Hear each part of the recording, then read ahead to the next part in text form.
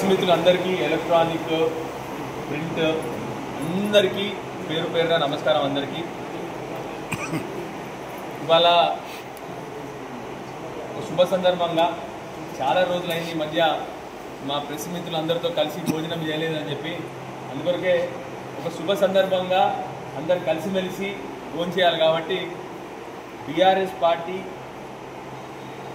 25వ ఏట అడుగుపెడుతున్న సమయంలో మీ అందరితో కలిసి ఆ ఆనందాన్ని పంచుకుందామని చెప్పి, అదేవిధంగా 2001 నుంచి మీరు ఇచ్చిన ఆశీర్వాదంతో, మీరిచ్చిన ధైర్యంతో తెలంగాణ ఉద్యమం కానీ, ఆ తర్వాత తెలంగాణ రాష్ట్ర ప్రభుత్వం ఏర్పడడంలో ఆ రోజు ముందుండి నడిపించి, ఆ రోజు మీరు రాసిన రాతలతోని, మీరు పంపించిన మెసేజ్తోని తెలంగాణ ఉద్యమంలో మీ అందరి గుర్తుంది కావచ్చు. 2009లో ఫస్ట్ టైం కేసీఆర్ గారు నిరాహార దీక్ష చేస్తున్నప్పుడు జరిగిన అనౌన్స్మెంట్, ఆ తర్వాత వెనువెంటనే తిరిగి అనౌన్స్మెంట్ వాపస్ తీసుకొని తెలంగాణ ఇప్పుడు సాధ్యం కాదని చెప్తే, ఆ రోజు మన కొరుట్ల కాన్స్టిట్యున్సీలో మీరందరూ కంటిన్యూస్గా నిరాహార దీక్షలు కానీ,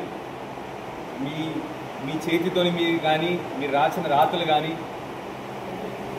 అత్యంత ఇంపార్టెంట్. ఎందుకు అంటే ఆ రోజు ఈ బిల్లు పాస్ కావాలంటే పార్లమెంట్ నుంచి కావాలి, మరి దేశమంతా సమాచారం పోవాలి. దేశమంతా సమాచారం ఎక్కడి నుంచి పోతుంది? జర్నలిస్టుల రోలు అత్యంత ప్రాధాన్యత ఉన్న రోలు. కాబట్టి మీ అందరిని ఒకసారి కలిసి ఆ ఆనందాన్ని తెలంగాణ ప్రభుత్వాన్ని, బీఆర్ఎస్ ప్రభుత్వాన్ని మీరు అందరూ ఆశీర్వదించి సపోర్ట్ చేసి, ఇవాళ దేశంలో తెలంగాణ రాష్ట్రం నెంబర్ 1 స్థానంకి పోయిందంటే మీ అందరి ఆశీర్వాదం, మీ అందరి కష్టము ఇవన్నీ కూడా ఉన్నాయి, అలా సందేహం లేదు.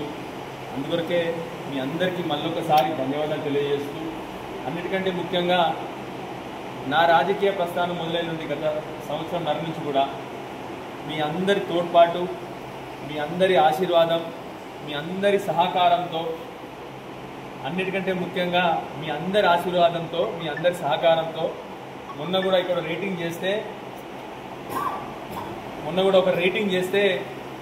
ఒక రేటింగ్ చేస్తే 119లో మనకి 12వ స్థానం వచ్చింది. దానికి కూడా నా ప్రెస్ మిత్రులందరికీ పేరు పేరున కృతజ్ఞత తెలియజేస్తా ఉన్నాను మళ్ళీ ఒకసారి మీ అందరికీ. అదే కాకుండా నాకు సహకరిస్తున్నందుకు గత 18 నెలల నుంచి మీ అందరికీ, ప్రెస్ మిత్రులందరికీ, ప్రింట్ కానీ ఎలక్ట్రానిక్ మీడియా మిత్రులందరికీ కూడా పేరు పేరున మీ అందరికీ ధన్యవాదాలు. ఒకటి బాధాకరం ఏంటంటే కానీ మన ప్రభుత్వం రాలేదు, కొన్ని పనులు చేయలేకపోతా ఉన్నాను. నేనే నిజంగా చెప్తా ఉన్నాను, కొన్ని పనులు వాళ్ళు చేయట్లేదు, చేయలేకపోతా ఉన్నారు రెండు కూడా. కానీ ఎప్పుడు అవకాశం దొరికితే అప్పుడు మీ అందరి సహకారంతో ఇవాళ కూడా బ్రహ్మాండంగా, ఇవాళ పొద్దున చూసిన పేపర్లో నేను ఇచ్చిన ఇష్యూని మంచిగా రాసినారు, డాక్టర్ సంజయ్ గారు ఎత్తినారని చెప్పి సాక్షి పేపర్లో వచ్చింది, ఇవాళ బ్రహ్మాండంగా పెద్దగా వచ్చింది. ఇవాళ దానికి మీరు తోడ్పడుతున్నందుకు మళ్ళీ ఒకసారి మీ అందరికీ కూడా ధన్యవాదాలు. అయితే 2-3 బాధాకరమైన విషయాలు కూడా పంచుకోవాలి ఇవాళ. ఒకటి మన లోకల్ విషయంకి, ఆ తర్వాత నాన్ లోకల్ విషయాలు. లోకల్ విషయంలో బాధాకరం ఏంటంటే ఇప్పుడు ఫస్ట్ ప్రయారిటీలో మా జర్నలిస్టుల ఇల్లులు కొన్ని కట్టి ఉండి అట్లా ఆగిపోయి ఉన్నాయి, అదొక ప్రాబ్లం ఉంది. రెండోది కొత్తగా రావాల్సిన వాళ్ళకు కూడా ఇంకా ఆ శాంక్షన్ కూడా చేయలేకపోతా ఉన్నాము, దానికి కొన్ని ప్రాబ్లమ్స్ వస్తున్నాయి. 100కు 100% కానీ అది నా గ్యారంటీ. రావాల్సిన వాళ్ళు, లబ్ధిదారులందరికీ కూడా తీసుకొచ్చి ఇచ్చే బాధ్యత నాది. తప్పకుండా ఏం చేయాల్సి వస్తే అది చేస్తాం, మేము తప్పకుండా తీసుకొని వస్తాం, మీ అందరూ చెప్తాను. రెండోది మళ్ళీ మన కాన్స్టిట్యున్సీ మెయిన్లీ మన కొరుట్ల టౌన్ కానీ, మెట్పల్లి టౌన్ కానీ, మన కొరుట్ల టౌన్లో మెయిన్ ప్రాబ్లం ఏంటంటే మా హాస్పిటల్ మన 100 పడకల బ్రహ్మాండమైన ఇవ్వట్లేదు. గత 16 నెలల నుంచి 100 సార్లు వాళ్ళకి లెటర్లు రాసినా, 100 సార్లు వాళ్ళ దగ్గర పోయినా, ప్రతిసారి పాపం ఆరోగ్య శాఖ మంత్రి నా కోసం అయితే ప్రతిసారి ఫోన్లు చేస్తూ ఉన్నాడు, కొందరు చేయండి డాక్టర్ సంజయ్ పని అని, ఇంకా అవ్వట్లేదు. సో మీతో నా రిక్వెస్ట్ ఏంటంటే రెగ్యులర్గా దాని గురించి కొంచెం మీ అందరూ వార్త పట్టించాలని. అదేవిధంగా నా ఇంకో రిక్వెస్ట్ మెయిన్ ఏంటంటే ఎవరు రాయట్లేదు. అంతకుముందు 2023లోనే మన కొరుట్ల పట్టణానికి 15 కోట్ల టీయూఎఫ్ఐడిసి ఫండ్ శాంక్షన్ అయి ఉన్నాయి. ఆ ఫండ్ అంతా ఆపడం జరిగింది. గత 16 నెలలైంది. నేను మళ్ళీ అడుగుతున్నా, మీరు కూడా మొన్న చూసిన, నేను అసెంబ్లీలో కూడా మొదటి రోజు అడిగినా, డిసెంబర్లో మొదటిసారి శాసనసభకు ఎంటర్ అయినప్పుడు అదే అడిగినా, మళ్ళీ మొన్న బడ్జెట్ సమావేశాల్లో కూడా నేను అడిగినా. దయచేసి మీ అందరితో నా రిక్వెస్ట్ ఏంటంటే దాని గురించి కొద్దిగా ఎక్కువ ప్రచురించాలని చెప్పి మీ అందరితో రిక్వెస్ట్. ఇక 2-3 బాధాకర విషయం స్టేట్ లెవెల్లో ఏమైందంటే తెలంగాణ రాష్ట్రం గత 10 సంవత్సరాలు మీరందరూ చదువుకున్నారు కాబట్టి మీకు చెప్తున్నాను, వేరే వాళ్ళకి అర్థం కూడా కానీ చెప్తే స్థూల ఉత్పత్తి పెరుగుదలలో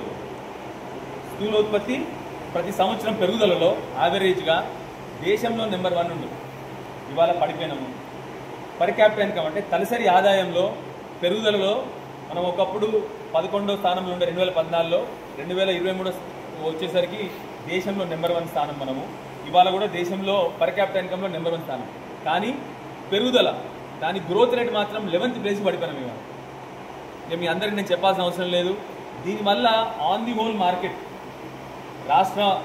రాష్ట్రానికి రావాల్సిన రాబడి తగ్గిపోయింది, రాష్ట్రానికి రావాల్సిన రెవెన్యూ తగ్గిపోయింది. ఇక స్టాంప్ డ్యూటీ మన రాష్ట్రానికి రావాల్సిన మెయిన్ రెవెన్యూ స్టాంపు మీకంటే నాకు బాధ మీకంటే ఎవరికి బాధ తెలియదు. కొట్ల పట్టణాన్ని ఉదాహరణ తీసుకుంటే రిజిస్ట్రేషన్లు తగ్గిపోయినాయి. ఈ అన్నిటి గురించి కూడా మీరు కొద్దిగా ప్రచురించాలని చెప్పి మీకు కోరుతాను. ఎందుకంటే నాలెడ్జ్ చాలామంది ప్రజలకి ఎక్కడి నుంచి వస్తున్నాయి ఎట్లా వస్తున్నాయో తెలియదు. నాయకులు వస్తారు, నేను నీకు బంగారం ఇస్తా అంటే వాళ్ళు నమ్మేస్తున్నారు పాపం. కానీ ఏం చేయాలంటే ఒక రాష్ట్ర ప్రభుత్వం గత 10 సంవత్సరాల్లో కేసీఆర్ గారు ఎందుకు ఇట్లా ఇచ్చినారని చెప్పి ఎవరు ఆలోచించలేదు. మన బడ్జెట్ 60,000 కోట్లతో స్టార్ట్ అయింది. మొన్న బడ్జెట్ 3 లక్షల కోట్లు. ఆదాయం పెంచుకుంటూ పోయింది. ఆదాయం పెంచుకుంటేనే చాలామంది ఫ్రీలు ఇస్తున్నారు. కాదు, దానికోసం తగ్గట్టుగా ఆదాయం పెంచినాం మనం. కేసీఆర్ గారు మొదట్లో 1000 రూపాయలు ఎందుకు ఇచ్చిండ్రు, అప్పుడు ఆదాయం తక్కువ ఉంది. తర్వాత పెన్షన్ 2000 ఎందుకు చేసిండ్రు, ఆదాయం పెంచిండ్రు ఆదాయం అట్లా ప్రతి సంవత్సరం ఆదాయం పెంచుకుంటూ పోయింది. ఏ ఒక్క రంగంలో తీసుకోండి. ఒకప్పుడు మన రాష్ట్రానికి రెడ్ మీట్ అంటే గొర్రెల మాంసం మన రాష్ట్రానికి ఇంపోర్ట్ అవుతుంది. మనం బయట రాష్ట్రాల నుంచి ఇంపోర్ట్ చేసుకుంటాం. ఇవాళ దేశంలో హయ్యెస్ట్ మీట్ ప్రొడక్షన్ అంటే మాంసం ప్రొడక్షన్ దేశంలో హయ్యెస్ట్ ఎక్కడ అంటే తెలంగాణ రాష్ట్రం. అంటే 9 సంవత్సరాల్లో ఇంపోర్ట్ చేసుకున్న దానికి వెళ్ళిపోయి దేశంలో నెంబర్ 1 అయినము. దానివల్ల రెవెన్యూ ఎంత వచ్చింది రాష్ట్రానికి ఎవరు ఆలోచించలేదు. చేపలు ఇన్లాండ్ ఫిషరీస్ ఒకప్పుడు మనమే గుర్తుంది. గోదావరి చేపలు అంటే నిజానికి వెస్ట్ గోదావరి ఈస్ట్ గోదావరి చేపలు గోదావరి చేపలు అంటారు. ఇవాళ మన సొంత గోదావరి చేపలు మన దగ్గర బట్టి దేశంలో ఇన్లాండ్ ఫిషర్ అంటే సముద్రం లేని చోట రాష్ట్రాల్లో చూస్తే హయ్యెస్ట్ ఫిషరీస్ తెలంగాణ రాష్ట్రం. ఎవరికి అర్థం కాలేదు, ఎందుకంటే మనం దీని గురించి ప్రచురించలేదు ఎక్కువ. సో దేశంలో ఇప్పటికి కూడా మళ్ళీ ఇప్పుడు తగ్గిపోయింది, ఎందుకంటే వీళ్ళు చేపలు ఇవ్వలేదు కాబట్టి. మనం ఏం చేసినాము, చెరువులు దవ్వినాము, చెరువులు నింపినాము, అన్ని మిషన్ కార్పొరేట్ ద్వారా చెరువులు నింపినాము. ఆ తర్వాత చేప పిల్లలు కూడా ఆదాయం ధమాల్, ఖర్చులకు లేవు పైసలు. ఏం చేయాలి, ఖర్చులకు పైసలు లేవని చెప్పి ఓపెన్గా మాట్లాడాలి. సో దయచేసి మీ అందరికీ కోరదు, ఎందుకు కోరుతామని అంటే మీరందరూ చదువుకున్న వాళ్ళు, విఘ్నులు, మీరు అందరికీ నాలెడ్జ్ ఉంది కాబట్టి. ఒకప్పుడు ఏమవుతుందంటే ప్రెస్ ప్రజలకు ప్రభుత్వానికి అనుసంధానం అందు, ఇవాళ రేపు పార్టీకి ప్రజలకు అనుసంధానం అయింది. దయచేసి అనేటోడు మెయిన్ ఇంపార్టెంట్ అలా. సో దయచేసి నేను ఏం చెప్తున్నా అంటే ఇక మీ కష్టాలు మీకుంటే నాకు తెలుసు, మిమ్మల్ని ఏం అంటలేదు. కానీ కొన్ని ఇలాంటివి ప్రచురిస్తే, ఎందుకంటే మనం చాలామంది ఒక ఓటు ఒక పార్టీ ఏదో మనం ఇవ్వాలని గురించి ఆలోచిస్తాం. కానీ ఏమవుతుందంటే మనం బతకమని కాదు, కరెంట్ లేనప్పుడు బతికినాం, మంచినీళ్ళు లేనప్పుడు బతికినాం, సాగునీళ్ళు లేనప్పుడు కూడా బతకమని కాదు. కానీ ఏమవుతుందంటే మనం ఒక వ్యవస్థకు అలవాటు పడ్డాం. మన పిల్లల భవిష్యత్తు మంచిగా ఉండాలి. అంతేగాని మనకు కావాల్సిన చివరికి మన పిల్లల భవిష్యత్తు మంచిగా ఉండాలి. రాష్ట్ర ఆదాయం తగ్గిన కొద్దీ ఎవరికి డ్యామేజ్ అవుతుంది, నెక్స్ట్ వచ్చే జనరేషన్స్కి డ్యామేజ్ అవుతుంది అన్న విషయం మనం అందరం ఆలోచించాలి. మనం ఏంది వలన నాకు లాభం జరిగిందా అన్నదే ఆలోచిస్తాం. మనం ఎప్పుడు కూడా ఓటేసినప్పుడు నా భవిష్యత్ తరాల పిల్లల గురించి ఆలోచించేది. సో మిమ్మల్ని అందరినీ ఎందుకు రిక్వెస్ట్ చేస్తున్నా అంటే రేపు పొద్దున కొద్ది ఇలాంటి ఇన్ఫర్మేషన్, నేనేం తప్పుడు ఇన్ఫర్మేషన్ రాయమంటలేను, ఏదో బట్టి డబ్బా కొట్టమంటలేను. స్టాటిస్టిక్స్ రెగ్యులర్గా మన పేపర్లలో వస్తే కానీ మన ప్రెస్లో వస్తే కానీ ఏమిటంటే జనాలకు నాలెడ్జ్ పెడుతుంది. చాలామందికి మన ఊళ్ళో తెలియదు అసలు. ఇప్పటికి చాలామందికి మీట్ ప్రొడక్షన్లో దేశం నెంబర్ 1 విషయం ఎవరికి తెలియదు. అది ఎట్లా స్టార్ట్ అయిందంటే అప్పుడు కేసీఆర్ గారు చూసిండ్రు, మనం మొత్తం బయటికి వెళ్ళి తీసుకొస్తారు ఏమైనా అని గొర్రెలు తీసుకొచ్చారు. మన ఇక్కడ ఉన్న గొర్రెలందరికీ గొర్రెలు మంచిన వెంటనే మన మీట్ ప్రొడక్షన్ ఎంత పెరిగిపోయిందంటే దేశంలో నెంబర్ 1 నెంబర్.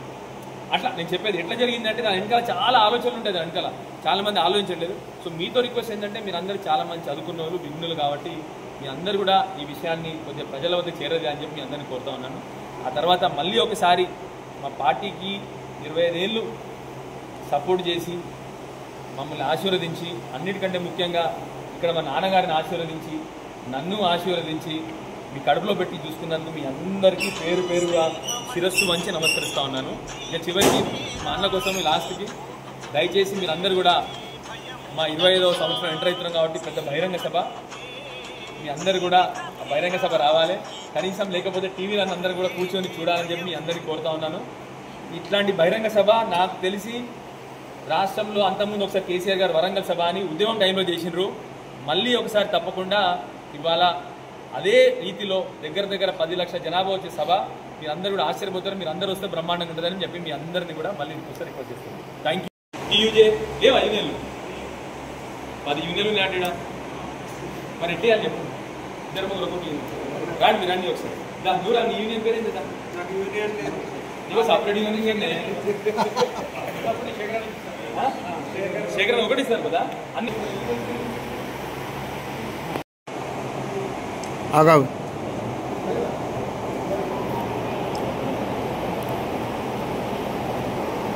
ఓకే అందరం ఓ పని చేద్దాం లేకపోతే శేఖర్ అన్న మీరు అధ్యక్షులు కదా, సంజయ్ అన్న పక్కకు ఉండాలా నువ్వు.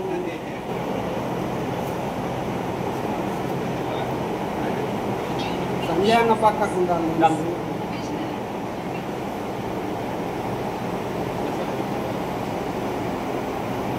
ఏమి రెండు